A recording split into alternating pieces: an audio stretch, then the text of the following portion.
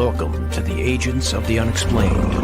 Grab your gear and let's journey into the mysterious world of cryptids and the paranormal. Get ready for an adventure into the unknown. Listen carefully as you're guided through the unexplained and cryptid phenomena that challenge our understanding of reality. Here is your host, Bill Rigby. Well, hello, everybody. I'm going to do something to begin with.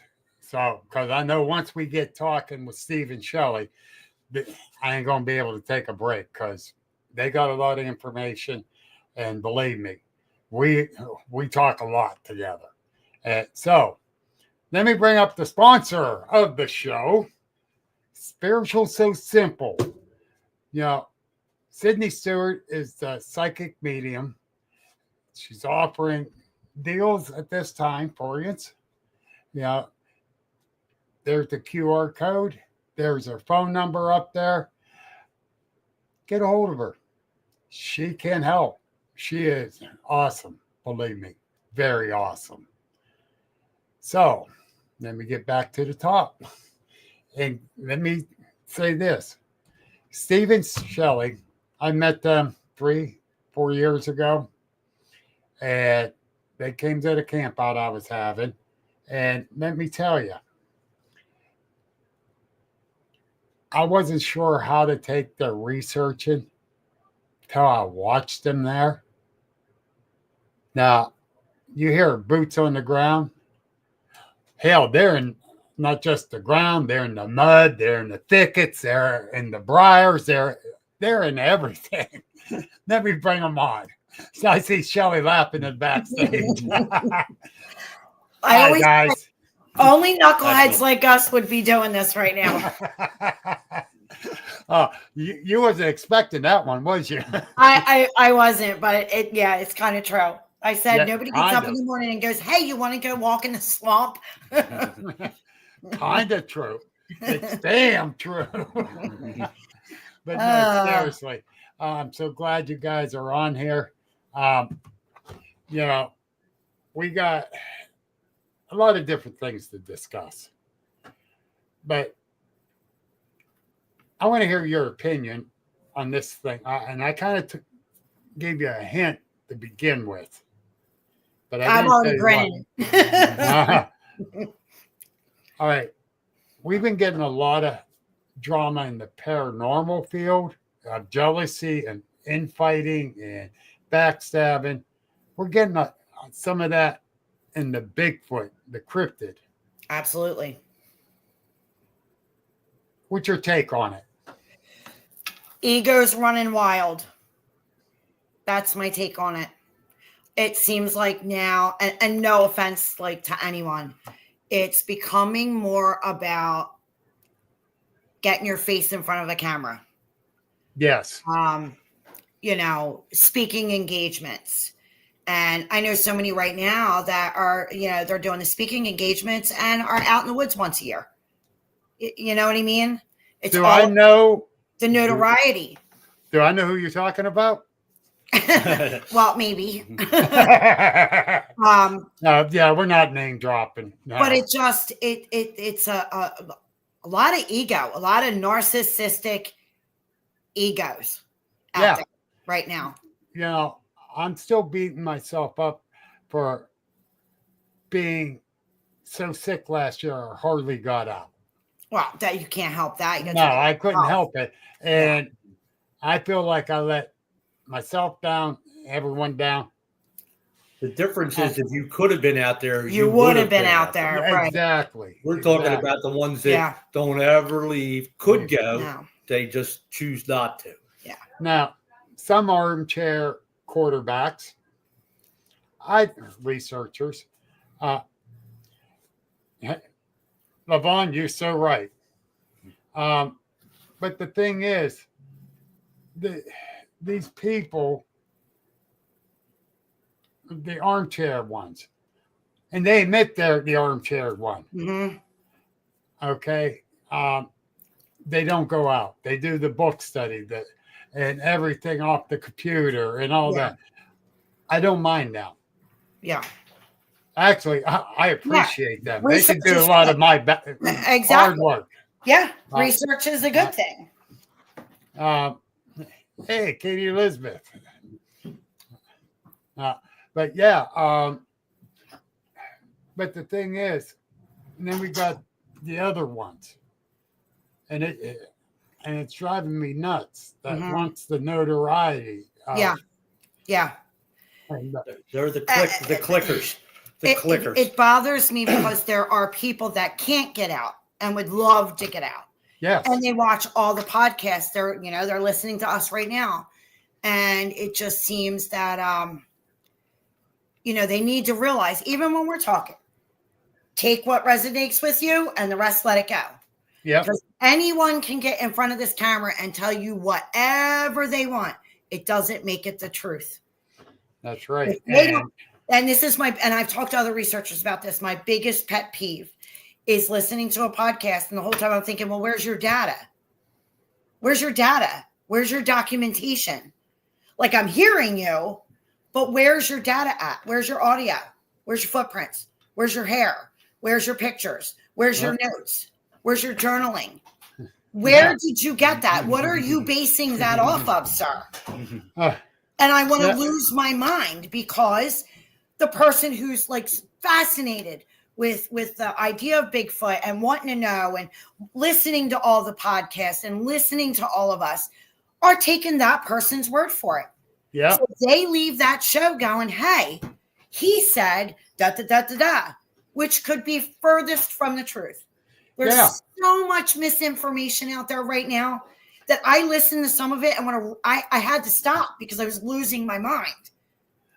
Yeah, I've listened to a lot of stuff when I was out sick last summer.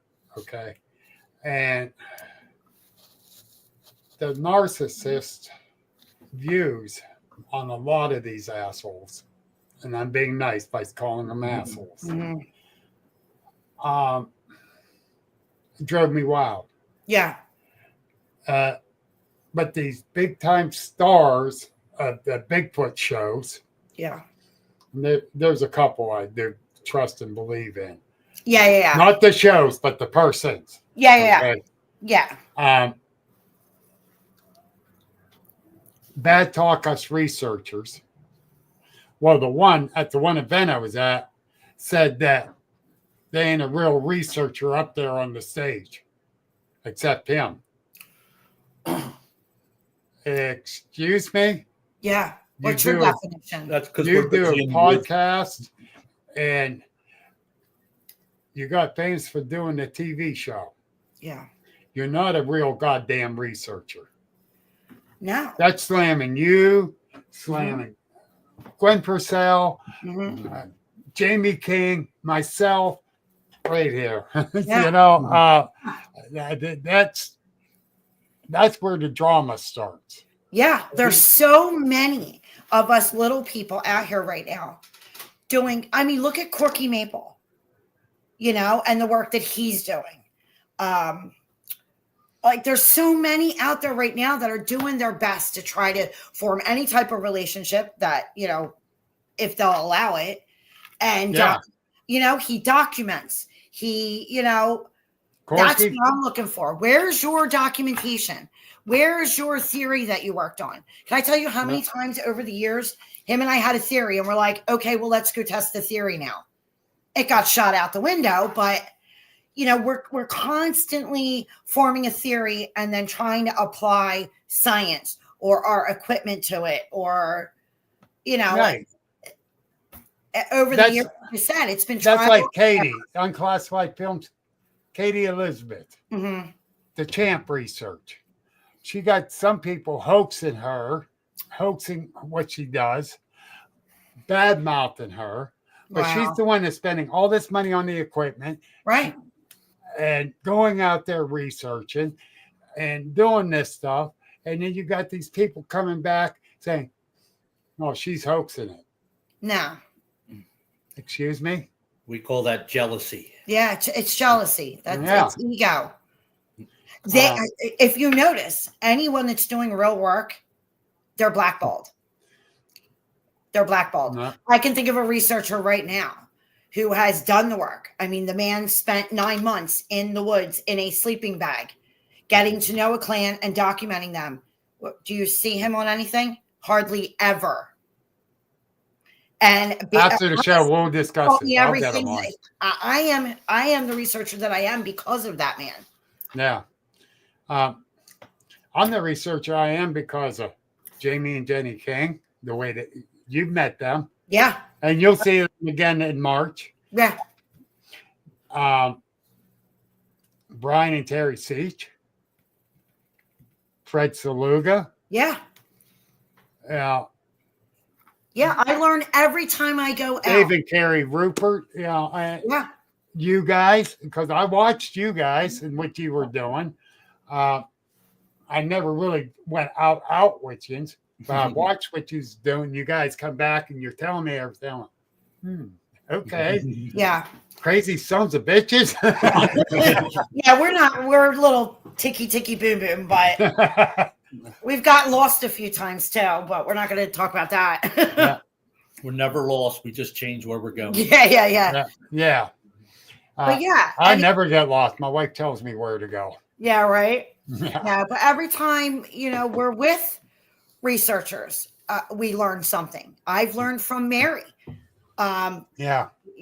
I can't say I never did because, Mary, even though she doesn't get out and do the walking and the hiking and all that, she's done it. She did it before. Yeah. I learned from her, and I'll never deny that.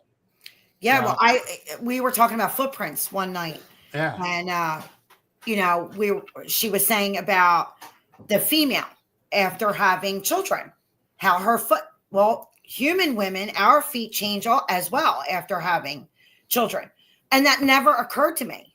And I'm like, oh, wow, you're right. I didn't know that. Like I said, every time I'm with a group of researchers, I learn something from those researchers, whether it's a technique, whether it's a theory I never thought of, and it's just sad now to see everybody at odds with one another. Like, I'm better than you. No, you're not. I was asked to speak at one event, and they go, Mary's going to be there. I went, that's fine. Yeah. Me and Mary talk. Right. Okay, I just want to make sure because we don't want friction and all that. I said, there ain't none. Yeah. Right. We just went separate avenues. Yeah, exactly. And that's what we did. Mm-hmm. And hell, when I was in the hospital last June, me and her talked several times because she knew I was almost dying. Yeah. And I told her, don't tell anyone, please. Yeah. If it happens, it happens, but I'm fighting. And Levon, you're so right. Here, let me put this up. Research isn't a competition. We can only learn by collaborating. That's right. 110%. Yep. And Shelly, what did I say from the very beginning that we met? We need to share. We all need to share. From the day I met you, you said that. Yep. That we need to get together and share what we've learned, what we've experienced. Yep. Yeah. And Steve looked at me and said, sit down. I ain't telling you nothing. Find your own stuff. I have that story to tell you. You drug me 20 miles in the mud. You think I'm giving that up to you? No, yeah. I said, sit down. I got a weird story to tell you. Yeah. Oh, my God, did you ever? Yeah. And honest to God, folks, when she started telling me on the podcast, I'm sitting there and I'm like, what the hell? This lady is a fruitcake. Yeah, but I was in video to back what I was saying. Yes. Then she kept saying more, and because she was so excited about able to share it. She was a little all over the place at first, but she brought it all together. Yeah. And it was like, holy shit. That was no fruitcake. That was so emotional. That was a very emotional. I think you're the only podcast I did about that encounter. Yeah. And And I felt obligated because I thought it can't just be me. There's got to be other people going through that. And it was horrifying. And other ones didn't speak up. Yeah. Other ones did speak up. Oh yeah, I did. I had people reach out that were having problems, and I hope I helped them. And now here we are, 2.5 years later, and now it's national news. Yeah. Oh my God, yes. Yeah. Everything I told you is now national news. Yeah.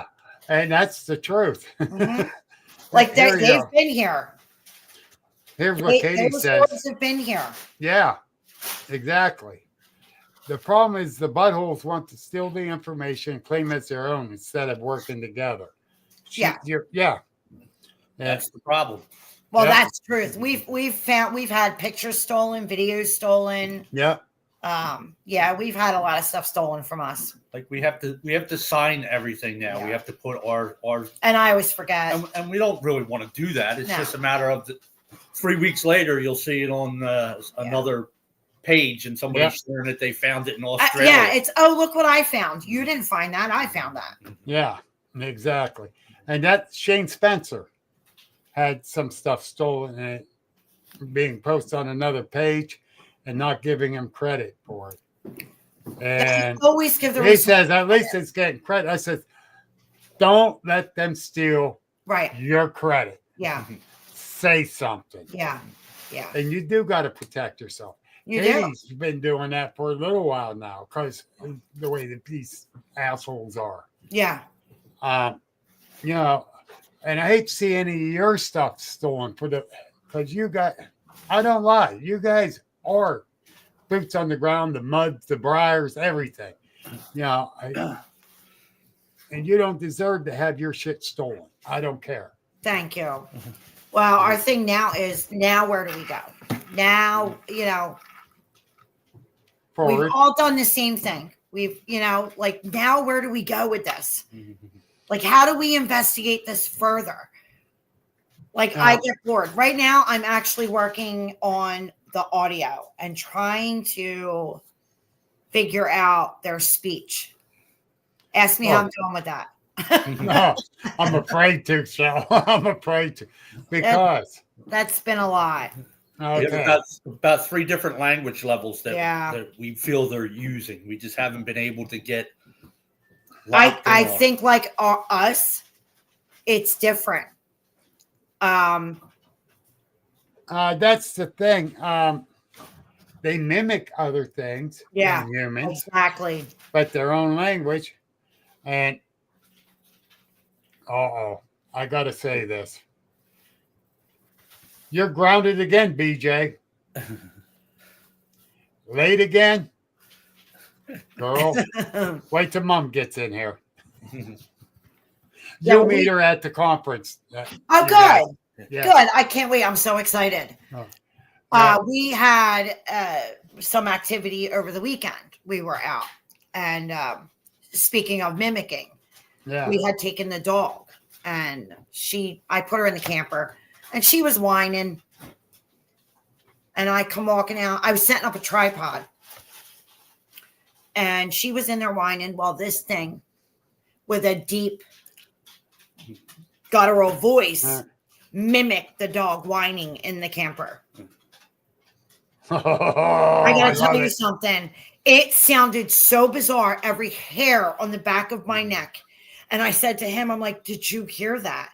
So I had a recorder running, so I still have to go through our audio from the weekend. But that was weird. And then the following morning, we came. Now, there was nobody camping. We were the only idiots out there camping. Well, last weekend was kind of nice. It was nice. It was nice. I mean, we're in 100,000 acres of land and nobody else but us. Except for there was one other older couple in a cabin on the other side. Right. But anyway, I came out the following morning and I'll be damned if there wasn't a dog ball sitting there. I shit you not. And it was blue, Bill. We know how. Blue and green dog ball.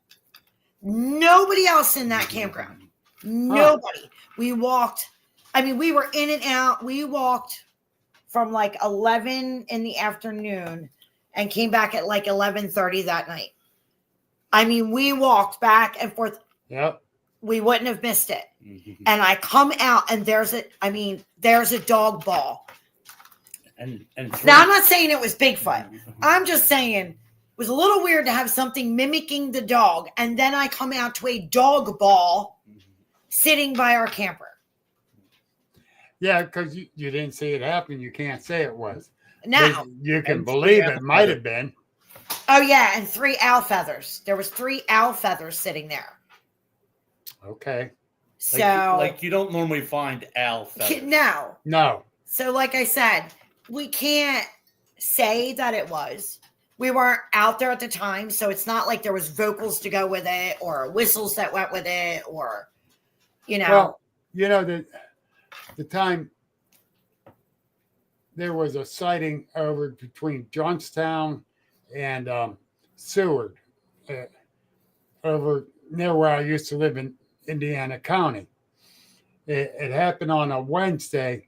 That Saturday, me and Mary went to go investigate it. Okay. Well, she invited these 3 other people to come to investigate that never investigated before.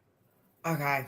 And she didn't tell me till we got there that I'm going to have to show them How to do it. It's like, really? Yeah. All right. Well, I invited a friend of mine that lived down there that hunted that woods. Okay. And he came. And Micah takes off his own way, which is fine. Go. He says, if I find something, I'll call you. So we go. I take these ones when we're going around. I'm showing different things like tree breaks. Says, tell me what do you think this sapling break is? And they're looking at it. Says, well, I think Bigfoot might have done it. No. What do you mean, no? No. Take a closer look. Yeah. The center's totally rotted out. Oh, my God. Yeah. Oh, yeah. Okay. We see it now. Yeah. I told you, study it.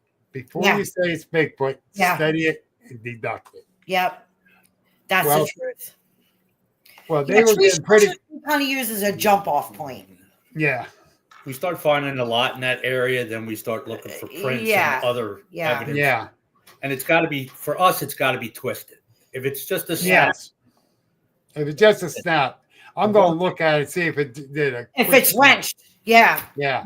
Most of the time when we're on a trail, if we're tracking, what we'll find is, let's say everything on the left side of the trail up to like 8 foot high, they'll take all the little spurs off. You'll see where they twist them off and clear just on one side.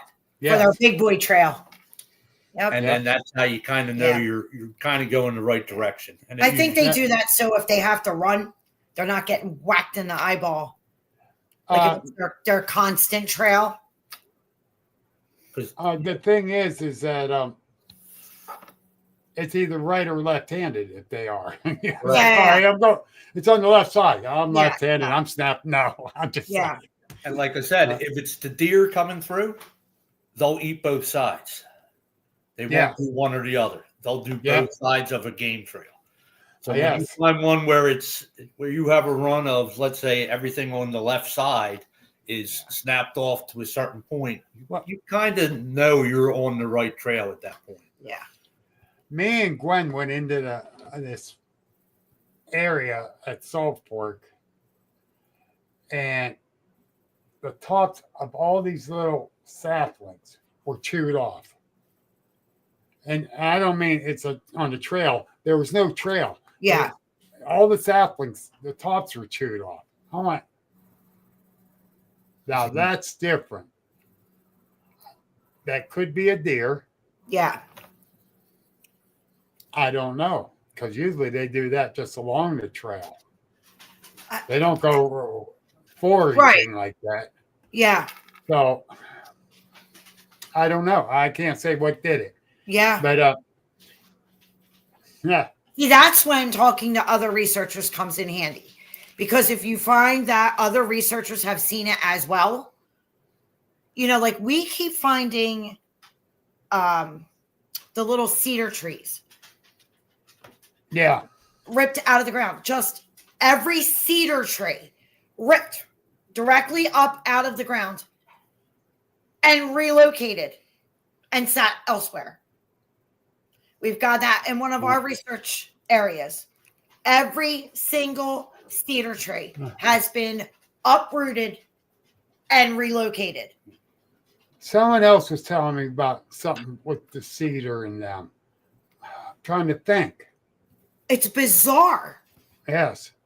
Or I have found them flipped upside down and stuck up in a tree, root up. And then like the top of the tree is at my eye level. Yeah. It's always these cedar trees. It's bizarre. I'm trying to think who was telling me. I find out who was telling me. I'll send you a message about it. Unless I remember beforehand. That was the one trip when we were up in Vermont and we started finding all these mushrooms in the trees along this trail that we were following. And we thought for sure that was them doing that. And then after sharing that, we found out that it's very common, the red tail squirrel. Dig them up, hang them to dry. And we didn't know that. So, it just goes, sharing helps because something like that. We didn't know that. Like, wow, look at the mushrooms up in the trees. Yeah. We shared a picture in this pine grove. All these pine cones piled up. And I mean, like they were raked up and piled around the base of these trees. Huh. And I says, no, nobody came through here just to do all that. Yeah. Why would they want to do that? The squirrels. Really? The little pine nuts in the pine cones. Yep. They eat them. So does the Bigfoot, I found out. But the squirrels do it as well. Yeah. Squirrels. Yeah, see, you have to, whenever we find something now, I mean, we've learned the hard way that whenever we find something, you really have to come back and dig and see if it's something with a natural, you can't just automatically, everything you look at go, oh, Bigfoot did that. That's a Bigfoot.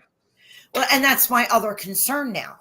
I mean, whether, I don't care what you believe in. I don't care if you think they're flesh and blood. I don't care. Either way. Yeah. There's so many things out there now that I can see and have encountered. How do we know? I mean, even with any type of activity we hear out there, unless I can hear that Bigfoot vocal or have get my eyes on them, I have a question if it's Bigfoot. Well, that's the thing. I tell everyone, not everything's Bigfoot in the woods. Don't think it is. That's right. And Danny got a good question for you guys. On a twist of a tree, ever seen a smooth spot in the bark as if a handprint, like had a hold of it? We have. Yeah, we have seen that, especially at like their level. We've seen where the bark has come. It looked like they grabbed it and the bark came off. But unfortunately, on most of the twists, they have. My feeling is their grip is so strong that they don't even tear the bark. It's more like once they have a hold of it, they have crumbles. Yeah. So it's. I know. I went about 3 Christmases ago, maybe 4. I went to do an investigation. It was a few days before Christmas. Nobody else could go with me. And because of the holidays, I understood. So I took my shepherd 300 yards down this cornfield, and she's all happy-go-lucky like this. As soon as we got into the woods, I had a real bad feeling hit me. And I look at her, she's on full alert. Oh, I don't like this. Yeah. All of a sudden, she's just not happy-go-lucky. She is on protect mode. And I'm looking around, and I petted her hair on the back of her neck was standing up. I went, it's okay, Venus. We're good. Yeah. We're good. But she stayed on alert. I took a couple pictures and I went over this way, took a picture with my phone. There was a tree branch that went like this here and up. And it was over a deer trail. I'm looking at it, says, wait a minute, let me go up closer. I went up closer. You can see where something was sitting up on there. Oh, wow, watching. Butt rubs off when they're Yeah. jumping off. We know somebody that actually casted a butt print. Mhm. They did from what looked like a Bigfoot. Watching. Yeah. Wow. Our pit bull was like that. Yeah, and it's like right after I checked that out, we got out. And we had to go 50 to 75 yards before she settled down. Yeah. Away from the wood line. Yeah. I don't know if something was there or she just sensed it was there. You know, Yeah. I don't know. I don't know what it was. I can't say. Right. But I always say, trust your gut. And Yeah. I trusted my gut. And I trusted her. more than we do. Yeah, and that's what BJ says too. Yeah.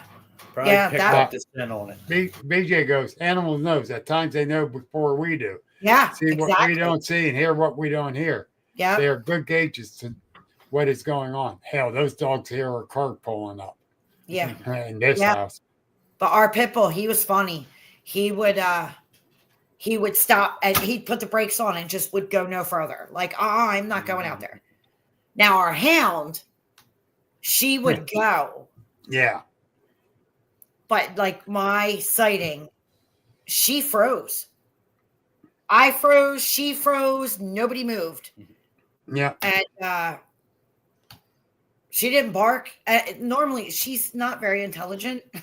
I love the dog, but she's not very bright. She wants to make friends with everything.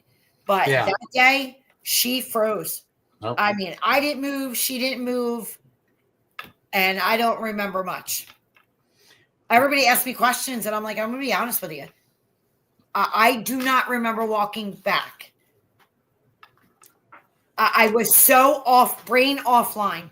I was so frozen with my first. Well, my first sighting was of a baby. Yeah. So then my second sighting, we're assuming, was mother, who used herself to divert. I think that little one, as we came to know that truth, that little one was very mischievous as a Judy. So I think the mother, she kind of had her hands full with that one. But anyway, I think the only reason she walked out and let me see her was to divert my attention to her, so the little one could. Yes. And I think she might have hit you with a type of infrasound too. I gotta tell you, it was, if I was a computer, it was like somebody walked over and pulled the plug. I didn't have any pain. I wasn't confused. It was just almost like my brain was going through a filing cabinet going, I've got nothing on this. I don't know what this is. I just remember her eyes, just staring at her eyes and thinking the color of her eyes is what struck me, and her hair. And then she turned, it felt like eternity. It was probably seconds that we just looked at each other. And with that, she did this thing, like the whole side of her body moved in unison. And she kind of turned and went back into the woods. And next thing I know, I was back. I don't remember the walk back. I don't remember. I got back, but I don't remember how I got back. She directed you. I'll guarantee it. And then I think I told you about the first time I got hit with infrasound down in I've been Indiana hit with infrasound. That was not fun. Once. Mm. Once, and I got sick. Danny, you sure you want her to go down that? Yeah, that's a rabbit hole. I don't think you want it now. Danny's asking, well, what's your thoughts on infrasound? My thoughts on infrasound. I think it's nasty. It's a bad trick they do on us. Well, It is too, man. I got hit only once. We were in our research area, and with this particular troop that we've been documenting. And I think this is just an assumption. It's not a fact. But we think what happened is we ran up on what may have been the nursery or like the playground or where they teach them how to do things, because we saw a bunch of little eyes start to pop up. But we were having activity. We had whooping and all that stuff. So we're standing there, and at the time we were still investigating with our partner, and her and I were talking to them. We don't mean no harm, we're just here, women, and we're baby talking. And stuff started getting thrown at us. And I take full, was a rookie move. We started getting rocks thrown not at us, but around us. Right. And her and I were so enthralled with seeing all of this eye glow popping up, because we were lights out. We were completely dark. All of it, we ignored it, and we kept right on talking to them, and kind of like took another, it was down in a swamp, and we took another step like closer in, because us, we're going to go in up to our chest in mud. And her and I are just talking like, hello, we don't mean any harm. Hi, da da da. And next thing I know, I heard, nobody else heard it but me, running up on me, just like this charge. And I felt something on the lower back of my calves, like someone or something. And I got thrown forward. But I didn't feel like anything pushed me, but I just went forward. Well, I thought it was him messing around. I was so mad. So like I said, we're in complete, we're lights off. Yeah. So I spin around and I'm like, what is wrong with you? Why would you do that? And he's not answering me. And I'm like, Steve, and I'm trying now to get my headlamp on. And I turn it on. He's 25 feet down the road on the other side. And he looks at me and he goes, why are you yelling at me right now? And I said, you didn't just run up on me. And he's like, why would I do that? Well, with that, my stomach did a flip. And I'm like, oh, I'm not feeling good. And our partner, she could barely stand up. We had to basically almost carry her back to our campsite. And we sat her down in the chair. That girl was out like a light. And if you knew her, she was the Energizer Bunny. I mean, she was like, boing, boing, boing, never stopped. Young girl. You. And she was out for like hours. Yep. And when she woke up, she was like disoriented. Like, what the hell happened? And I said, I think we got hit with infrasound. And it was our fault. They were warning us to step back. I mean, they're throwing things at us. They were breaking branches. They were shaking the trees. And here's her and I. Hi. Hello. Miss Elizabeth. Rookie move. Yeah. Hello. And her little body just running inside the woods trying to find one. Hello. Yeah. It's kind of like, you have to remind yourself that, you don't know these things. So, we all kind of romanticize. I got caught up in the, I romanticized it and was doing baby talk. You know what I mean? Yeah. Yeah. Rookie move. I learned real quick. Yeah. When they give you a warning, and they will. Doing that baby talk worked with Steve. Don't do it to Bigfoot. Yeah. Used to, we're past that now. Yeah. I never, ever, ever mean to disrespect them. No. And I understand they're not some cute, cuddly little pet. Like, I'm not delusional, but, in the moment, her and I, we were so excited because we never came across that before. Yeah. And then, they were warning us. And I tell people, they ask me all the time, well, do you think they're man eaters? I can't answer that. On the majority, no. They may do things to intimidate you to leave the area. The bark is bigger than the bite. The last thing they want to do is kill anybody. And right now, I notice we're starting off this year with a lot of, they're going to kill you. They're man eaters. See, I haven't really seen that. I really haven't. And I've seen a lot of it. When I do, I'm going to say something. Yeah, I've seen a lot of it. And I'm going to be honest with you. I think a lot of it is for the likes and the joins. It's clickbait. Yeah. The night Bigfoot terrorized me. I pissed Turtle Man off with that. Yeah. Because during the round table up in Forest County last year, Turtle Man got up first to answer the question. Do you think they are Maine? And Turtle Man jumped right up. Instead of letting go anywhere else, he got to be the first one up, which is fine. I don't give a damn. Yeah. And then there was Jim Boardwine, and then me. Well, and then the rest of the crew going down. He goes, if you get real close to them, they're very mean. I'm like, bullshit. Yeah. Now, I thought I said it like that, where it wouldn't project out. And Jim Borderline starts snickering. Turtle Man looked at me and said, oh, yes, they do. No, they don't. And I just shut up. I'm like, not the majority.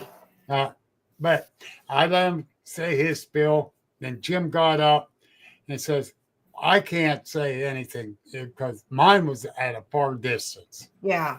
He goes, so I can't say one way or the other. But I think Bill has something to say. Hands me the microphone. Yeah. So I got up and I says, Turtle Man, no disrespect, but you're wrong. Yeah. Let me explain why. My sighting was at 15 feet away from me. And it was leaning in looking at me. It could have got me. It didn't get me. It depends on the situation. Yeah. You have to take the warnings that they give to you. Yes. Yeah. And exactly. Don't push the envelope. Yeah. Enjoy what they're giving you. When it's time to go, you need to back out and be respectful. If you can't do that, more than likely, yes, you're going to get more attention from them. They definitely use intimidation tactics. They're going to try. Oh, yeah. They bluff charge. They toss stones and nuts. Yeah. They do all kind of shit. Growl at you. Yeah. But or like Paranormal Fellowship, my buddy Sparky, they throw a tree at you. Yeah. Well, people need to realize they have a family to protect as well. Yes. We protect ours. Why do we think they should be any different? So you come rolling up on their family and they're throwing crap at you or, doing things that are kind of more on the intimidation spectrum. It's time to say, I meant no harm. I'm leaving.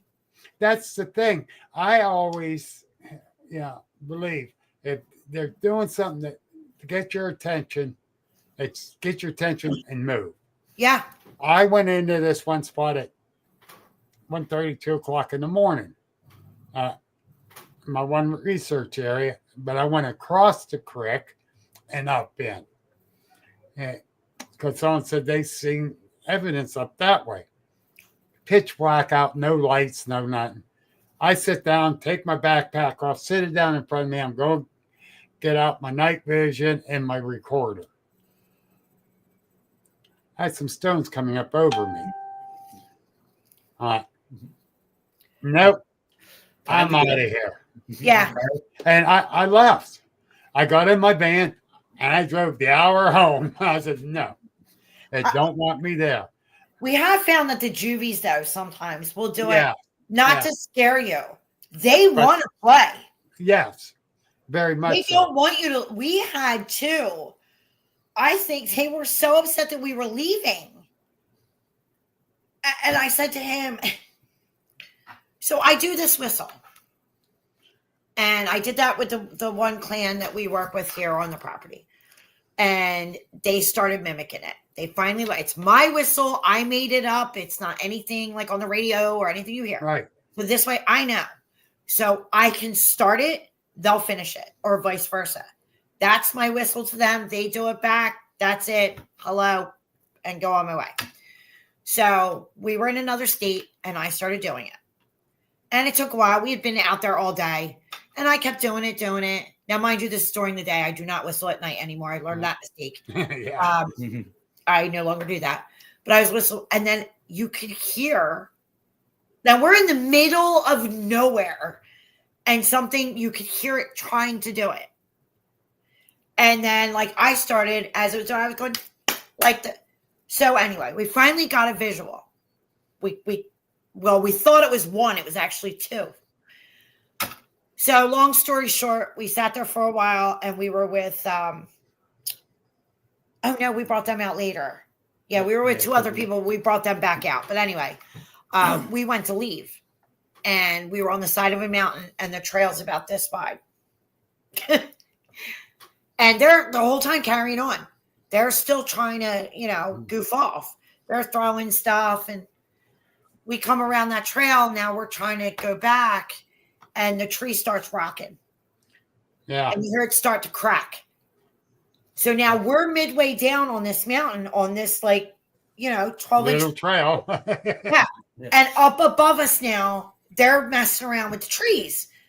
Well, we hear one cracking and it's coming down. I thought, oh my God, it's going to roll down here and knock us right off the damn trail into the ravine. It didn't. It fell, and thank God it didn't continue to roll down. But I got to tell you, that scared the crap out of me. Oh, no doubt. But when we came out, they were still carrying on. We got to the end of the trail and we were walking across to get to our car. And they were still carrying on, whooping, and it was definitely two juveniles. Wow. Well, that's the thing. Mine was a juvenile that I saw. Okay. Oh, okay. Well, Debbie Prady. Yeah. All right. She was with us when I had my sighting, but she was too busy looking to the left. Okay. Because every time we moved up and stopped and listened and looking down the trail, a stone or nut thrown up near us.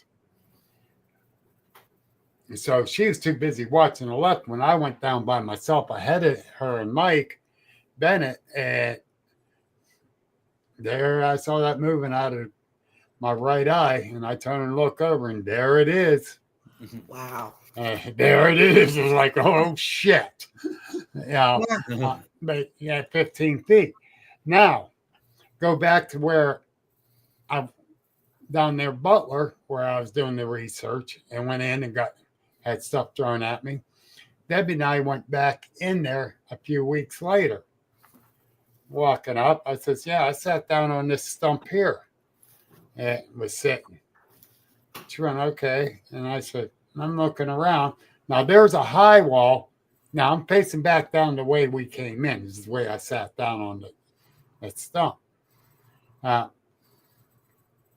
So to the left is a high wall there. To the right is a little bit of the trail, but a drop off down into the creek. So whatever got thrown at me was thrown from behind. Yeah. But I looked up, and the leaves are still on the trees and everything, and it's real thick with the trees. Yeah. That son of a bitch was right behind me. Wow. It was right behind me. It had to be, because the stones and that did not come down through the leaves. And I'm like, oh shit, not again. Yeah. Yeah. And people don't realize how stealthy they are. Yes. Yep. When you see them walk, sometimes it almost looks like they're floating. Like, yeah, y'all see, we've all seen this, Yeah, but you don't hear them either. Nope. No. But, and I theorize like this. You don't hear a bear come walking up on you. Nope. No. And half the times you don't hear a deer. No. But you hear a damn chipmunk. It sounds like a freight I truck. know. Or a squirrel. I know. Yeah. Here's It's like, what the hell, guys? Yeah. I try to explain it to people. If you ever watch a guy finishing concrete and he puts out his big plywood pads and he kneels on them so he can finish so he doesn't sink. Yeah. Think of those big feet and how much more area they cover. So it's almost like they can move quieter than something that's got them little feet, just because they cover more area. Yeah. Yep, exactly. I mean, look at their stride. Yeah, no. But like you said, it looks like they're gliding. Yeah. Because when that one stood up, after I stood up, it went down over the hill, and I'm running backwards. I couldn't hear them walking, but then again, my fright might have shut my ears down. Yeah. I know. I know. Yeah. Well, that's what happened. It was like wall, my heart, by the time I got back, my legs were jelly. Yeah. Yeah. Oh, Danny got a good question here. Have you ever smelled the infamous nasty smell? We have, but not most of the time. No, but we have smelled it, and I think it's when they're maybe frightened or unsure. I think is when they give it off, or a warning scent. Yeah, because most of the time we have it, but a few times we did. It's weird as many times as we've had them close that we didn't smell them. You don't smell them, yeah. And then it's like it's pretty much the same group. So they know us, we know them, we've had interactions with them, and then all of a sudden, once in a while, you'll get one where it's like, it's weird, that real wet dog, musty. Yeah, I don't know why. Yeah. I'm like, is it a mating thing? Do they give off? Is it pheromones when it's mating season? A hell of a way. You know what? None of us knows. But we don't know. Yeah. You know, and that's the thing. We are a lot farther along knowing things, but we're still so far away. Yeah. I've built a million theories and then ended up throwing them right out the window. Because we were documenting every night, like the patterns of activity. And for a while I thought, oh, they're really active on the full moon. That's the thing the one thing I have found out, they're continuously changing their patterns. Yes. Constant. You know why they're not so active on the full moon? Because you can see them easier. Exactly. That's my theory too, and I'm sticking to it. We had some time, and I was talking to other research. This was like 3 years ago, and others. We were talking about how active they were. So I documented that, and for like 3 months, they were extremely active during the full moon, and then suddenly they weren't. I'm like, well, that blew that theory out the window. Yeah, we've done hot and cold. We've done storms and rain, and just trying to find any type of commonality, something we can say. That's the thing. We tried to do that, and then everything changes. Yep. Just when you think you find a pattern, they switch it up. And like the one area here, the active season, the really active season, you think it'd be spring and summer? Nope. Spring and late fall. Yep.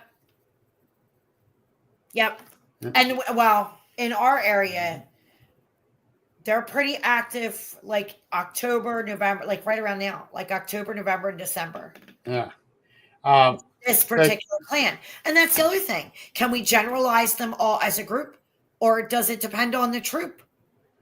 I think it depends on the situation too, and the food source and the state. We're in New Jersey. This year we've had some snow, but you figure prior to this year, did we have any last year? We had no snow for like 2 or 3 years. We didn't have any snow at all. So there's a lot of different factors. Location.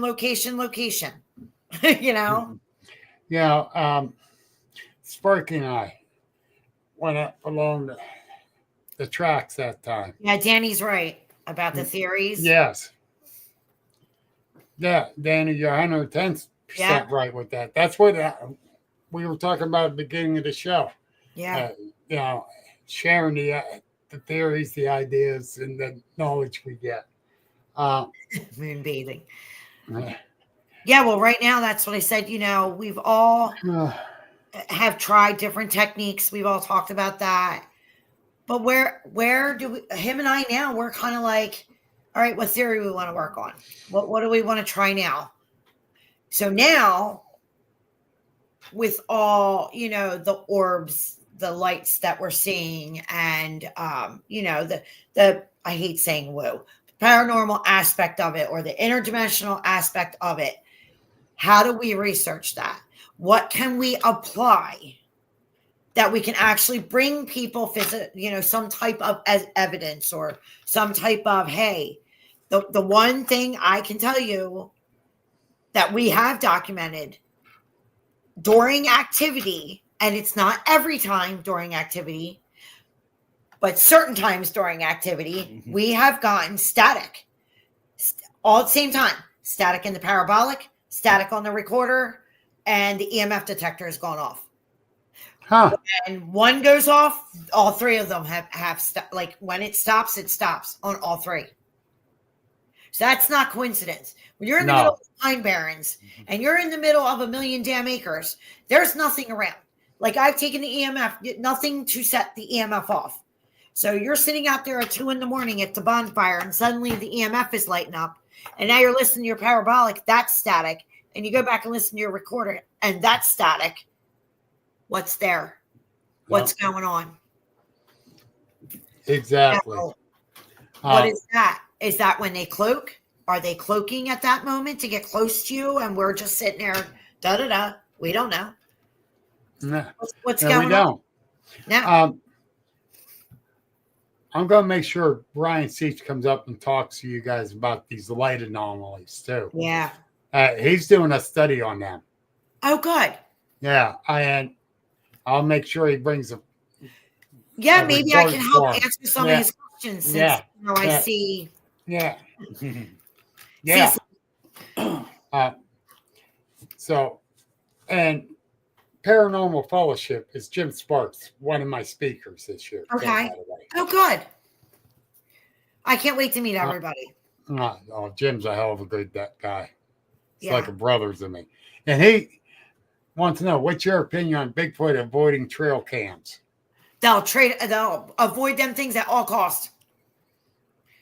We know that for a fact. So I did a lot of work on this, and I did it with another guy. So we originally thought that it was the IR light.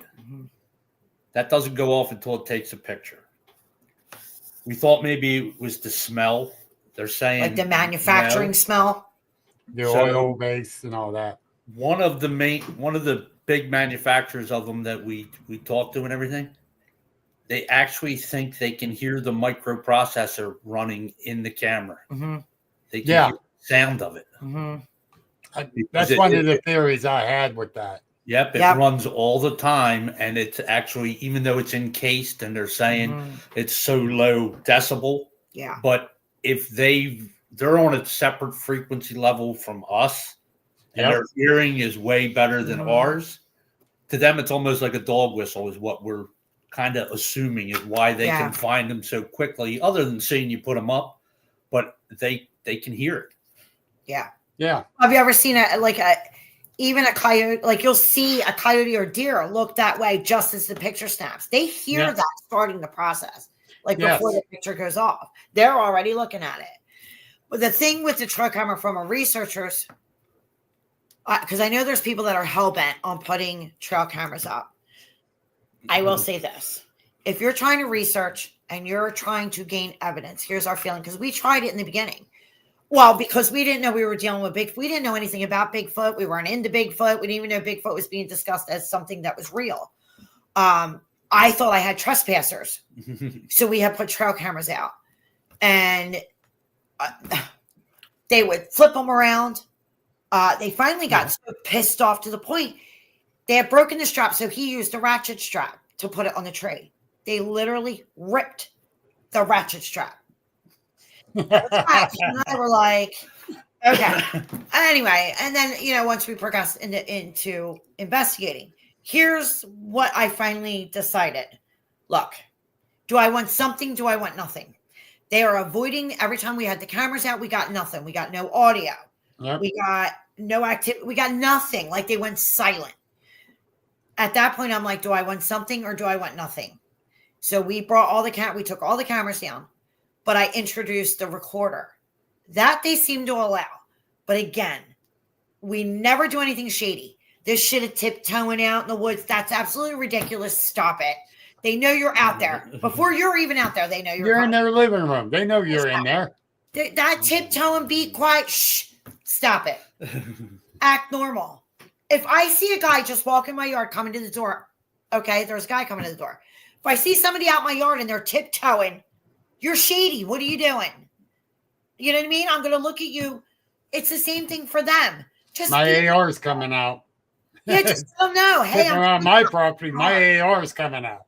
Them, who knows? They might rip my arms off. Well, we tell them every time, everything we do, and I don't care if people think we're weird or think, well, who are these people talking to? Whenever we go out, we're like, we're coming out. We don't mean any harm. We just want to learn to communicate. Whatever. We don't, and then we just act normal. But when I started introducing the recorder to the two different clans that we, are steady with, I was like, this is what it is. Whether they understand me or not, I have no idea, but I'm going to try. And let me tell you, they have had more fun with that damn recorder. I swear they've taken it on their little escapades during the night and brought it back. Because where we live, no, I'm dead serious. I have to. I know. I'm not. I could see them doing that. In our audio, and everybody needs to realize this has been 14 years with this same clan. So it's not like we gave it a go and this happened automatically. This took years of trying to get them to give us a little ounce of trust. But anyway, the record, when I was listening to it, you could hear it standing on the side of the highway. I'm like, I think that they took it and brought it back. Because we always, when it's inclement, we always put it in a Ziploc bag. Right. Well, it sounded like this thing took the Ziploc bag with the recorder and carried it around with it for its adventures. And then in the morning brought it back. And it wasn't back where it was the same exact spot. Right. It was in the same vicinity. But it wasn't back up in the, we used to use a Y in the tree and put it up. Yeah. But you could hear, because we have a highway that's close to our house. Right. You could hear this recorder on that highway. You hear all the tractors and trailers. And I'm like, I swear, I think they took it for a little run and brought it back. We had a teddy bear that did that. I had put out a little bear. Yeah, it did that to really screw with your head. Yeah. Well, it worked. Yes. They come up and they tap it.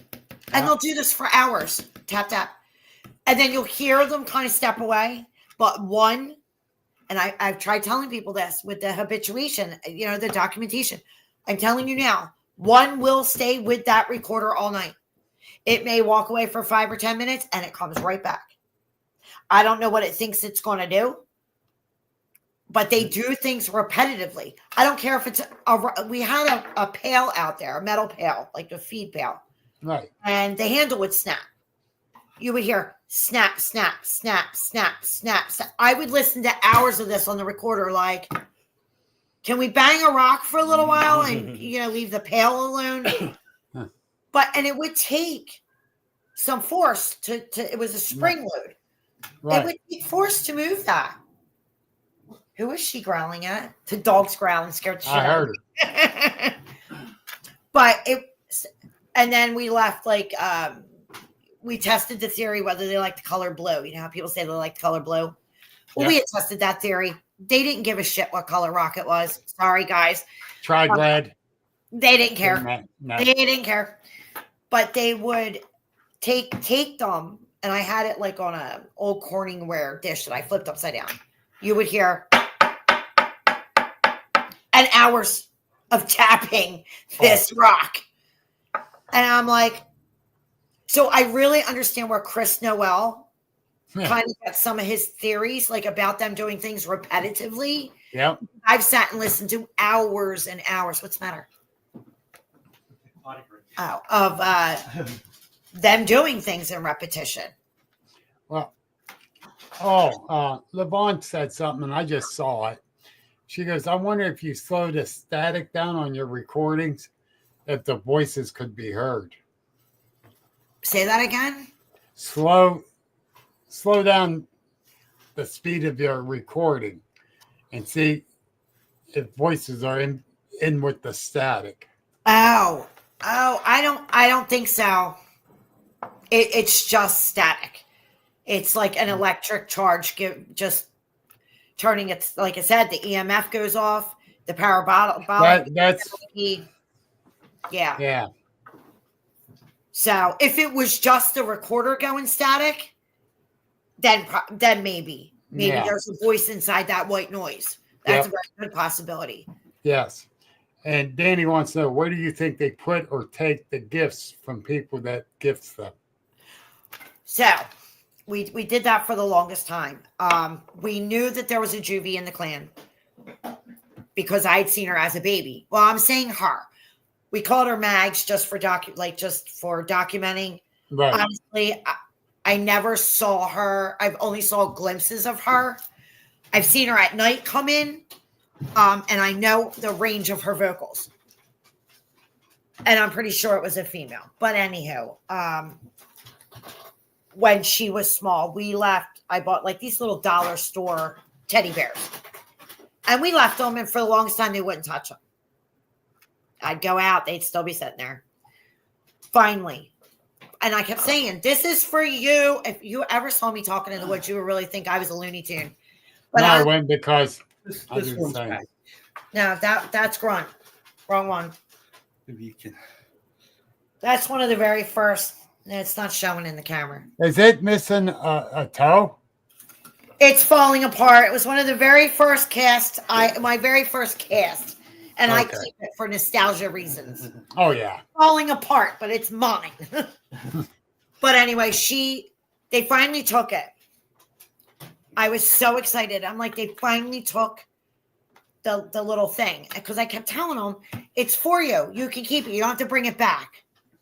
Because we kind of noticed that too. We knew that they would take things, but they'd bring them back. So I kept trying to convey, you can have this. This is yours. It's my gift to you. They finally took it and gifted me back. I guess that must be like a rule, like you barter, maybe. Yeah. You know, it is what it is. So I got my gift. She finally took it. And it was, we found it like a year and a half later. We were traipsing through briars. Go figure. We're traipsing through briars. And so it was two big trees like this. And about, I don't know, a 4-foot gap, you think? Like if they turned sideways, they could just get through it. Okay. There But was an opening to draw our attention in there. Right. There was like the bushes and stuff were in front of it. And when we pushed it open, they had hollowed it, the briars. It was a whole big briar bush in there. It looked like they hollowed that out. So if you would just walk by, you didn't even notice it. And I happened to be like, wait a minute, that almost looks like an entryway. And it looked manipulated, like with the, stuff in front of it. And we pushed it aside and we looked in there, I'll be damned. There sat the bear. There was other little trinkets in there. She had all old. There was old bottles. It was bizarre. So anyway, I said, oh my God, we found it. Well, we left it. It was the following year. She returned it. She returned it. And everybody's like, well, how do you know? How do you know that things were gift? Like feathers just fall. We've been okay. Wait a minute. That there's ones that I was showing how to. We came up to this tree break. It was a twist and break, but a little bit past it was like 4 or 5 turkey feathers laid on the ground, and all these turkey bones stacked on it.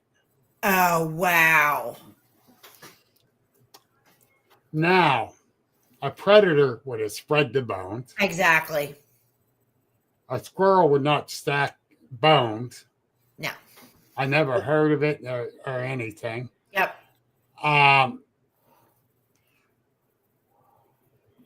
Why did they do that? Yeah. I don't know. And that's the same in the general vicinity, that nest that Micah found and called me over to it. And right near where that Bigfoot was seen that came across Route 56 up into the woods. So it came up in that area. Wow.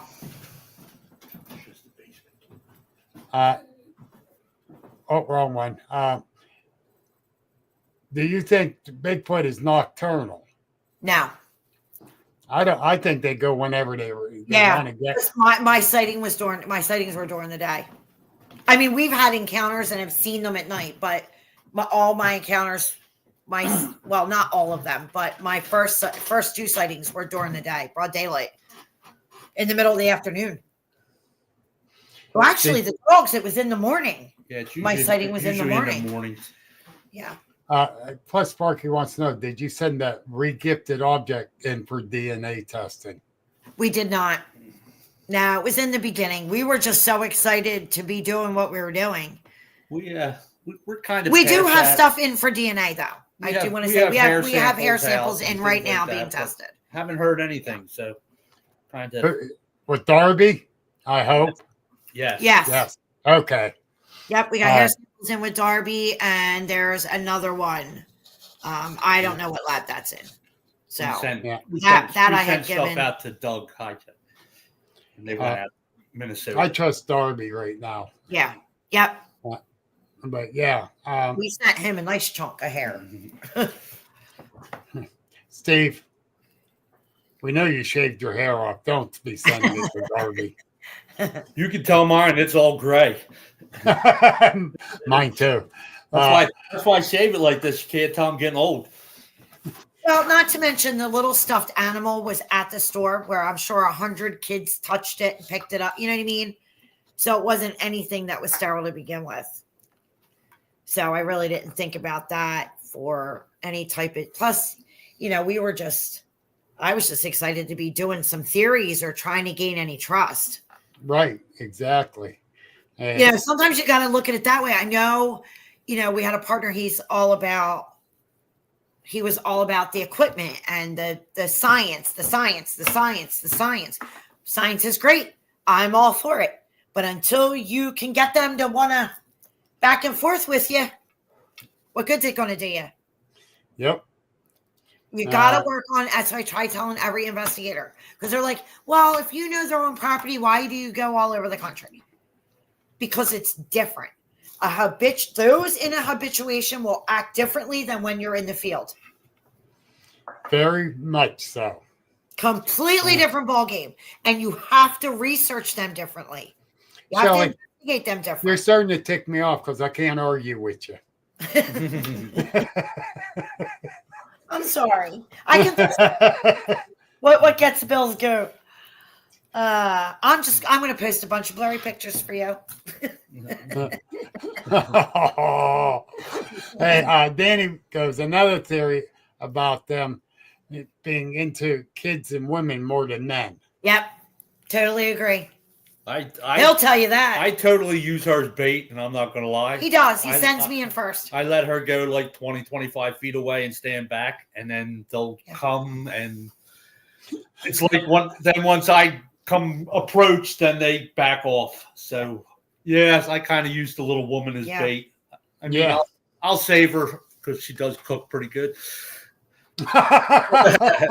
When we first started investigating, we had met with other groups to learn and talk and be able to talk to other people because, we told nobody for 4 years.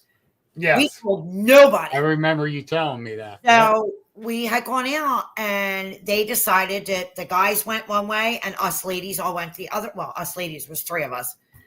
And we went the other way. It was probably one of the most incredible nights of my life.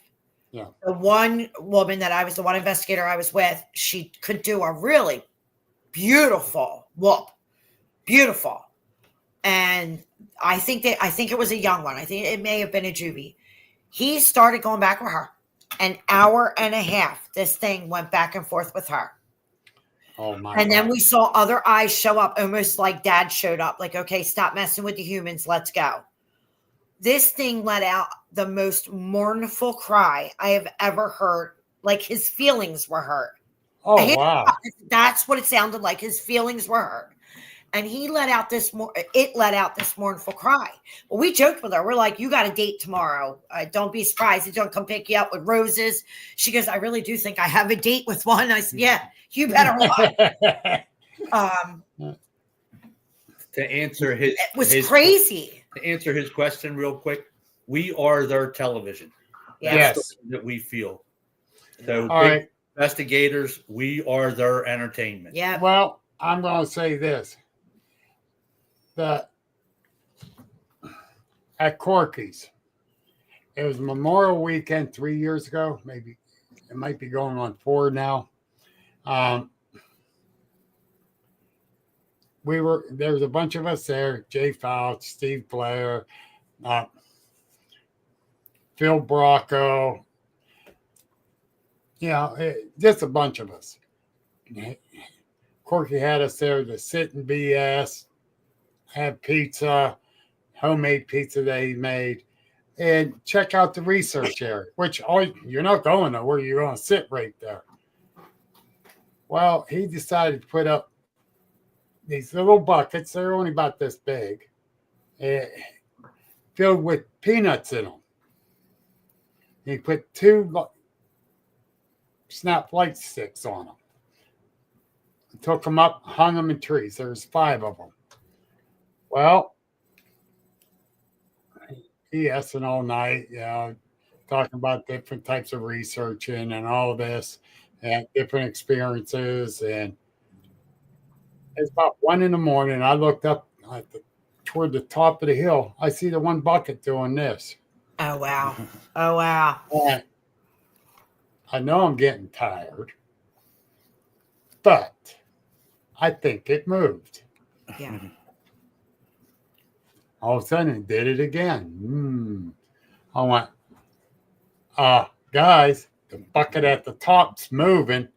Everyone jumped up, turned and looked. They see it starting to move a little bit. Jay grabbed his thermal. He's shining it up there, and he had it white hot. Wow. There was 2 sitting there eating out of the bucket, watching us. Yep. I take a picture of his thermal. So we have a picture of those 2 sitting there. Wow. That white hot just blurred out the picture. Yeah. But we are the entertainment. Yeah. We are. I'll guarantee it. Salt pork. How many times people were sitting around the camp there and they were right there watching? Oh yeah, absolutely. You guys were there with us when that was happening. Yeah. You guys come back. They were sitting up near where you guys were camping. Yeah. Yep. That's what we say. Always assume when you're out there that they're there and you're being watched. You're not getting away with anything. So you have to be very mindful of your movements and your intentions. Because they will test you to see what you're going to do. Like, does this person have a gun? And that's, So what we do now is when we get to wherever, we'll go out during the day and walk. That's just to get their attention. Yeah. And then, if we find a spot we like and stuff, we actually prefer to go out and go completely dark because they can't hide from you. Their eyes give them away. Yeah. Yep. It's not eye shine, it's eye glow. Yes. And so we go out. That's why we don't leave till 11 or 12, and we'll go out then because that's when we get our most activity. And I actually feel safer in the pitch dark because they can't sneak up on me. I honestly can see them coming from a pretty good distance out. And it's more or less just to get them to follow you back to your campsite. Yeah. You really don't do a night hike. It's not that first night you guys were there with us at Salt Fork. Me and Steve went and got the wood because you met that guy. That's right. And we come back and get the wood all unloaded and that. You and Shelly went out running around wherever you went. You come back and about 11 o'clock that night. I figured you guys be sleeping because you drove clean from New Jersey. No, you guys went on out then come back till 4 or 5 o'clock in the morning. Yep. Oh my Jesus! I didn't drive Christ, these 7 hours. people are nuts. These people are crazy. Driving all the way from New Jersey and then going out all night. We had a blast. We took Paul out. We had Paul out with us. We Yep. took Justin. We had the sighting with Justin Dobbs. Yep. Albino. Yes. That one shook me up a little bit. I have to admit that one unnerved me. And we don't get unnerved real easy, but we got out of Dodge. With that you were telling me that. He was not nice. He was not happy. I think he's the troll under the bridge there, to be honest with you. Yeah, maybe. Yeah, that one seemed to have a little ticky. The last time I was at Salt Fork, I didn't have enough time because I was there for the Bigfoot conference. Right. Yeah. And I wanted to go up there and track back in there, and I couldn't. Yeah. And then I ended up getting sick there. The problem we had with that night was we didn't think that we would have any activity at that spot that we went into. Yeah. Yes. And we only left ourselves one way out. We didn't have a secondary exit. Yeah. So we were kind of trapped, and that's kind of what made it a little more exciting. Yeah, well, yeah, because because exciting.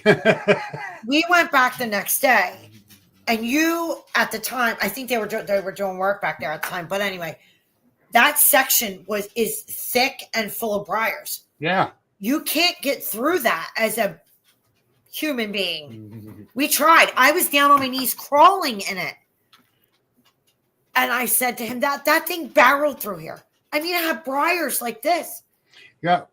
And you came back and told me about that. I went, now, wait a minute. Yeah. We didn't know until we spoke to. Yeah, we didn't know that had happened to another like 2 weeks family, before 2 weeks prior. It was a family that was run out of that same spot. Buy now. Left all their fishing gear, full pizza, everything. Yep. Left everything and just left. I don't think you guys told me that. No, well, we didn't find out till later. So we were at the conference and we got to talking to the one gentleman, and he said, well, they investigated an albino sighting right where you're talking 2 weeks ago. I said, are you kidding me? So we talked to the girl, the woman who did the investigation. It was a family. They were vacationing. They just bought all new fishing gear and stuff for the kids. They ordered a pizza. They're down there golden hour. And never even got to take a bite of the pizza. This thing started fussing, did the same thing he did to us. Came down. They left everything. When she got down there, pizza was still sitting there untouched. Now, any wild animal would have come out and grabbed that pizza. So what had the wildlife scared to even touch the pizza? Pizza was still sitting there. All their chairs, all their brand new fishing gear, everything was still there. And then 2 weeks later, we saw, but we didn't know. So he goes, 2 weeks ago, the exact same thing happened to another family. So I went and talked to her, and she goes, I'm the one that investigated it. I was like, oh, wow. Yeah, so we didn't know that. I know. I know there is so much different activity from the different Bigfoots that are there. They say, oh, it's all the same little clan. No. You know how many square miles is there in woods? Not just Salt Fork, but the whole surrounding area. There's so much trail and so many nooks and crannies. Yeah. That it just makes it like a really good habitat for something that if it wants to disappear, it's got plenty of places to hide there. And I mean, we've covered miles and miles and miles of everything in there. We could tell you where every little waterfall is and nook and cranny and mud pit. And we even found the hot tub on the one side, as we called it, where the creek went into like its own little hot tub belly thing out in the middle of nowhere. Yeah, we were like, look, we found our own little natural hot tub. Of course, that was, knee-high deep mud to get out to it. So nobody else was out there. Now imagine if you add in an interdimensional aspect to them. Yep. Do anything. Yeah. Because then And I know a lot of people get confused on that because there's a difference between, again, interdimensional and what they think is a ghost or a spirit. Ghost or a spirit, the body has died. They're just an energy being. It's just their essence, their soul.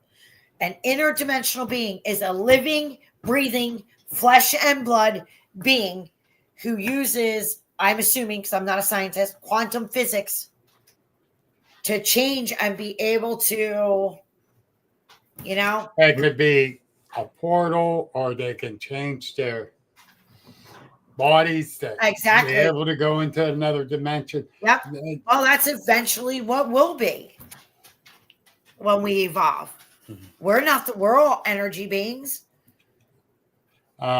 Someday. I'm not that young anymore, so I'm probably got my only interdimensional is me turning to dust.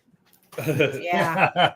But Dr. Pepper, that's what you're going to turn into. Well, it's the same as the well, maybe you're right. But you know, some of seriously, not all of them. Yeah, some of them. But the thing is, we got so many different aspects to think. Even there at Saltport, like, how did it get through all that thick briars? Right. Right. And not get cut up, not leave a bunch of hair samples. Exactly. It's got to have a hide like a beagle. You know, thicker. And think about, you know, like that one that I saw with the one footprint. Mm-hmm. When I saw what it did, I'm like, that's how they do that. Oh, okay. I mean, we did an investigation. We were out with Mike Famila in the shadow of Big Red Eye. This was what, 2-3 years ago, 2 years ago, something like that. Anyway. Good old Michael. Good old Michael. So we were out with him, and we found a footprint, but it was wet. So we casted it. It was getting late. So we just figured we'll leave it overnight and we'll traipse out here tomorrow and get it before we leave. So Mike come out to videotape it. Well, we get out there. The print is lifted up out of the ground and spun. Now it's wet, not a footprint anywhere. Not of an animal, not of a person. How did the cast get lifted up out of the ground and turned? And it was a full pound of plaster in that one print. Explain that to me. It did get cold, and I'm like, well, you know, maybe we got some. Maybe it froze over and popped, but it really. I thought maybe one like sunk in an air pocket, and I mean, we're trying to think of all these things. Nope. Something. No idea. Something brought it up and spun it. Found the inverted tree not far from. Yeah, that's where we found the inverted tree. Yeah, the root. Okay. The root was straight up. Yep, ball was straight. I just walked right into it. And I said to the girl we were with, I said, look at this. Wow. Crazy. Yeah, that was crazy. We were up there for the convention in Whitehall, New York. Oh, yeah. So we were camping like right on the line, right in Vermont. Yeah. You want to talk about active and beautiful? What was that? Moon's Pond. I don't remember. Moon's Pond State Park is where we were. Are you sure? I don't think that's what it was called. Yep. Moon's Pond State Park, Vermont. Maybe. I don't know. We've been to so many places, I can't remember. Yeah.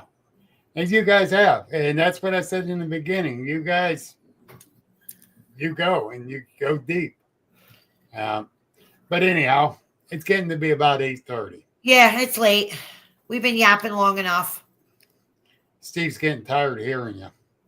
Probably. No. Yeah, are you kidding me? Was she talking? I couldn't even hear Oh, he learned that trick. We've been married long enough. He's done muted me out.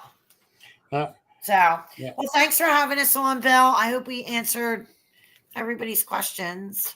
I believe so. And I got a question for you. And I need a very honest answer. Can you guys please tell everybody about your group and how they can get in contact with you? We are Habituation and Bigfoot Investigation Team. We are on Facebook and TikTok. You're But- a TikToker. Yeah, I'm on TikTok too. Yeah. She likes her likes. Yeah. I can send a link to your page. Yes, do that. We'll make it easier. If you search for us on Facebook, it's all capital letters. Just type in Habit in capital letters. It'll take you right to the page. Hopefully not the wrong one, but we do have 2 pages because we had to set up. We got hacked once too. So you want to go to the private page. That's where we have most of our evidence and stuff. The other one is just because Meta wanted us to have a regular, because of the private group, I can't do YouTube and things like that. Exactly. Private group. So I had to make like a generic one, but it does tell you how to get to our regular page from that one. So that's why I got Agents of the Unexplained podcast page and my group page that is private. And I kind of find out why Facebook did that. Some of these porn stars were streaming live to their private groups. Oh. So they screwed the rest of us. Good job, Bill. I told you not to put those pictures up. Gotcha. Wow. I was making money. Hey.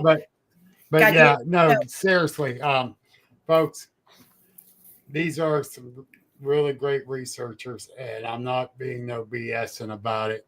I got a lot of love and respect for them for what they do. Thank you. And all we can, like I said, all we can say is we try to share everything, regardless of what it is.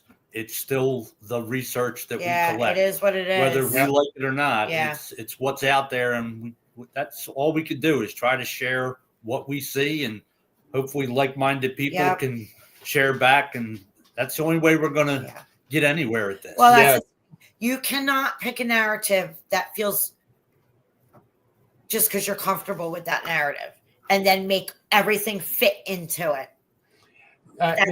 We're supposed to be open to all of it and look into all of it. We just can't. You just can't. That's not what research is. I know I've said this several times about a situation. I was invited to, well, the one research area I do now down in Butler, but he invited me. We were going, actually Mary was going too. We're there. Next thing I know, here's this guy there, just getting in everybody's face saying Bigfoot jumps through portals. That's how he gets around. Okay, that's what you believe. And he's going one person to this other person to this other person. And he's starting to get on my nerves a little bit, but this ain't my place. I'm keeping my mouth shut. Yeah. A couple of the people I was sitting there with, and the one goes, "You hear him?" I went, "Yeah." "What are you going to say?" I said, "No, it's his opinion." An 82-year-old Army vet was sitting there just enjoying the company and the socialization. He's getting in his face doing this, saying it. Wrong. Nope. Wow. I hate to tell him this. They don't need a portal. No. So I walked over and I go, "Excuse me." "Yes." "You say they jump through portals." "Oh, yeah, that's exactly how they do it. I'm telling you." I says, No. "What kind of evidence do you have?" Right. He goes, "Oh, no, I'm just saying." "No, you need evidence. I'm a researcher. We need evidence. So tell me how they're jumping through portals and why." It would have been different if he said to you that he encountered it. Yes, it was his experience. And he goes, "Well, I'm just saying this is how they do it."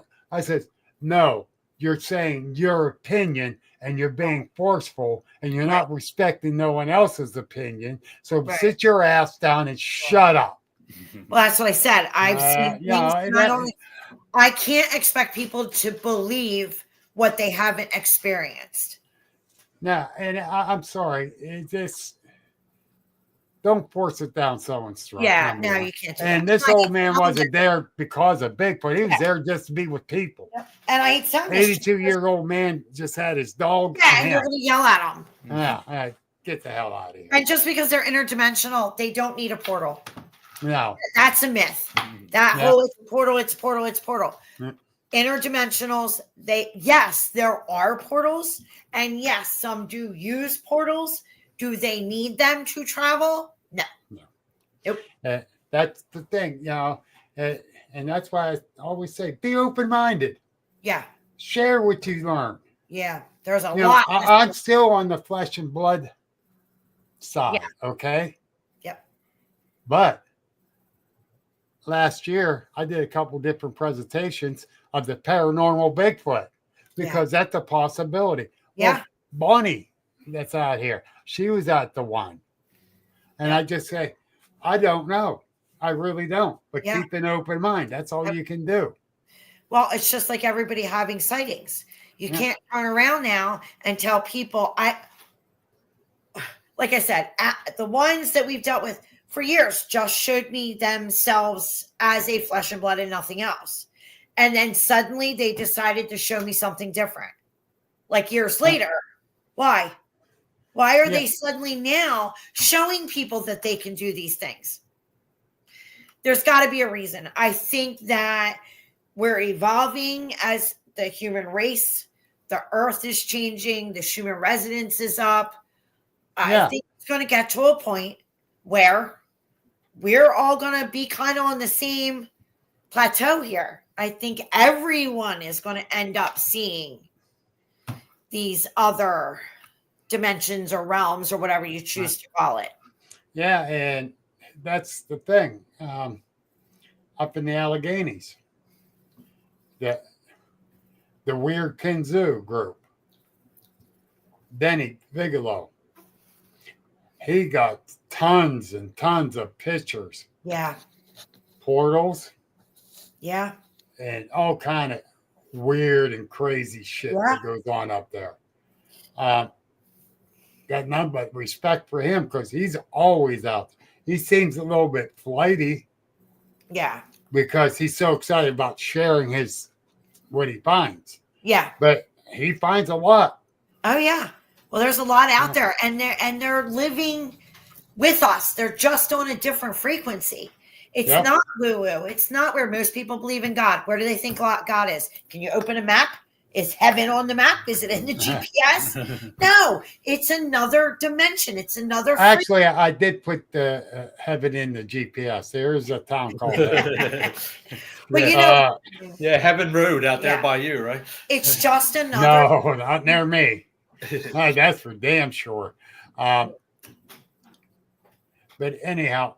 Well, thank you for having us on. Hey, thank you guys. And they will be over our way March 29th to the Penn, Ohio Paranormal Conference at the Tiffany Banquet Center in Brookfield, Ohio.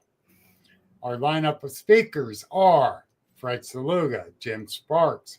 Well, Michael Cook had to back out, and I got Donnie and Dale from Hillview Manor coming up to speak. Gwen Purcell and Amy Boo are my speakers. And they'll be there. Come visit them at their table. Talk to them about your experiences. Yep. Believe me, Shelly will tell you all about hers. Oh, I got some weird ones. I got receipts, though. I have receipts. Yes, you do. But no. Back to the table. Yeah. But and I'm so glad you guys are coming. It'd be good to see you again. It's been over almost 2 years since I've seen this. I know. Crazy. We saw you last April or March. You weren't feeling well. You were at the convention sleeping. Oh, that's right. You were at the convention. You didn't that was last May 4th. Yeah. Oh, yeah. I ended up with pneumonia. Walking pneumonia, what it was. Turn around. I thought I was over it. I'm doing good. I'm going back out researching. I go to Forest County. I'm speaking up there. Friday night, it was rainy, cold. Got the pneumonia back in the left lung again. And thank God Griff was there. He helped my booth. Tammy Palamo, his family helped my booth. It was crazy. Wow. And I spoke on Sunday. So I was the last speaker. So as soon as I got done, I went back to my booth. I started packing everything up. I got called back up front. I'm thinking, oh, God, I don't even want to walk that far. I feel like crap. Yeah. I go up. He wanted to thank me and that and hand me an envelope and says, per diem for you, Bill. I don't ask to get paid for none of it. Right. What I do. Just give me a table so I can make a couple dollars, pay my expenses. And that's it. I don't care about making money. Just cover my expenses. Yeah. I'd rather share the knowledge. Yep. I drove clean home. My wife says, you need to go to the hospital. Yeah. I'm going to urgent care in the morning. Urgent care opens up at 8. I went to the hospital at 7. I was admitted and said if I didn't get there when I did, I'd been dead by that evening. The whole left lung was filled with pneumonia. We're going to have to hook you up with some natural herbs and things. Get you healthy. Build your immunity. And then this past Thursday, my youngest grandson come home with a stomach virus. Oh, yeah. They gave it to the whole house. Oh, shit. The gift that just keeps on giving. Yeah, yes. I had that. That was fun. Yeah, that was a party. Good. That's a party I didn't want to get invited Yeah, to. me either. Now I'm too old for that kind of party. You know what I mean? Yeah. Yeah, Griff, that's right. I did. Hey, he got and I had to stop at a country fair gas station right near Leapers, down the road from Maryville, about 20 some miles, I think. And I walked in, I says, I'm so tired. I said, I'm just left the festival up there. I've been there all weekend. I don't feel good. I'm going to go to sleep for a few minutes out here. And she says, drive your car around to the other side to the wall and park there. No one will, Shippingville, Bonnie. No one will bother you there. So I went to sleep for about an hour. Yeah. I woke up. Oh, I got to go. Yeah. Because if I don't go now, I'm not going to make it home at all. So I drove the rest of the way home. And, I should have went home Saturday when I was so sick. Yeah. And I didn't. I stayed because I gave my word. Yeah, well, this one, he had driving home with kidney stones from Prince Gallitzin. Oh. When we were there, what was that, April? When was that? Yeah. April, May. Yeah. Anyway. Yeah. Yeah, that's a 7-hour ride for us. The other 7 hours, he's got kidney stones. I'm pulling over every hour to take a nap. And there was nothing you can do. I could do for him, No. Haven't had iced tea since. I don't blame you, right? I don't blame you. But Griff's giving me hell some more. He was only 25 minutes from there. Yeah, I know, Griff. I'm bullheaded. But BJ says kidney stone sucks. Steve today. Yeah, it was horrible. I felt so bad for him. Levon says, hey, and he still broke down his tent like a champ. Yeah, because we were with Levon and them. Matter of fact, we had a sighting with her. Yeah. Damn, but that's another day. Yes. But anyhow, I'll probably speak to you again before the conference. Oh, yeah. If I don't, I'll see you then. All right, honey. And everyone, thank you. Thank you. Especially thanks to you guys. Oh, no, thank you. Yeah, hang tight. Have a good night. Thank you for tuning in to the Agents of the Unexplained. Please visit our website at agentsoftheunexplained.net for unique paranormal merchandise like t-shirts, books, and coffee mugs. Join our Facebook group and subscribe to our YouTube channel for more thrilling content. Until next time, keep questioning the unexplainable.